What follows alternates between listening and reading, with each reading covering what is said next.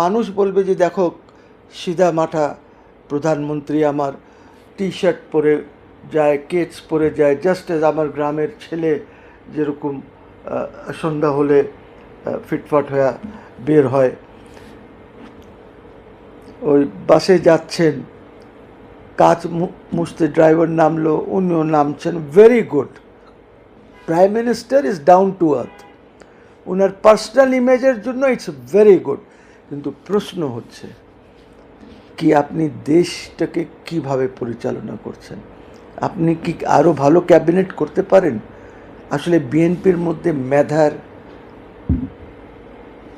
অভাব আছে, মেধা শূন্য বলবো না, বাট মেধার অভাব আছে। এই রাস্তার রাজনীতি বা এইগুলি করা ইজ ওয়ান থিং, মেধাবী লোক থাকা বা যারা দেশকে এগিয়ে নিতে পারে ওইটার খুব অভাব আছে। আমি বলি জামাতেরও আছে।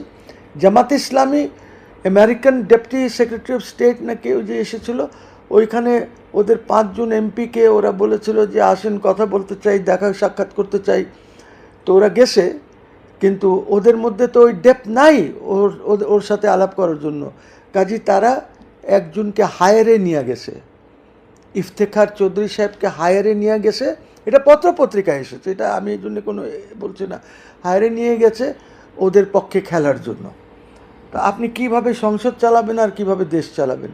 আজ এতদিন হয়ে গেল, সংসদ লম্বা চলছে সেশন, নর্মালি বাজেটের পরে সেশন বন্ধ হয়ে যায়, তারপরে আবার হয়, বাট এখনও চলছে, আজকেও চলছে সেশন। সো এই যে সেশন চলছে, আপনি কি ন্যাশনাল ইম্পর্টেন্সের কিছু আপনি আলাপ আলোচনা করছেন?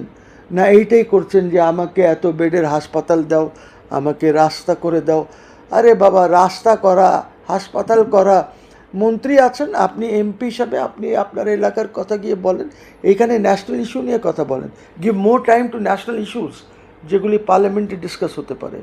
ন্যাশনাল ইস্যু হলো অর্থনীতি, ন্যাশনাল ইস্যু হলো কলকারখানা বন্ধ হয়ে যাওয়া, ন্যাশনাল ইস্যু হলো আনএমপ্লয়মেন্ট, ন্যাশনাল ইস্যু হলো এডুকেশন, কিভাবে আপনি সিস্টেমটা কিভাবে চেঞ্জ করবেন, ন্যাশনাল ইস্যু হলো হেলথে আপনি কি করবেন, ন্যাশনাল ইস্যু হলো শিক ইন্ডাস্ট্রিজগুলি কিভাবে রিভাইভ করবেন। আপনি বললেন শিক ইন্ডাস্ট্রিজ রিভাইভ করার জন্য 60,000 কোটি টাকা দিয়ে দিলাম। 60,000 কোটি টাকা is not the main thing.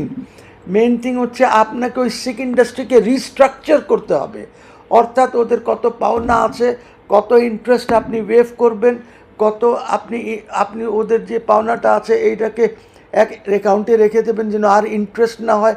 আবার এটাকে চালু করার জন্য ওদের কত টাকা লাগবে, বিকজ যে কারখানা 10 বছর 5 বছর 6 বছর থেকে বন্ধ আছে, ওই কারখানায় মেশিনসগুলির কি অবস্থা, নতুন কি মেশিন এনে ওইটাকে আপনাকে আধুনিক করতে হবে কিনা, নানান জিনিস আছে ইউসি।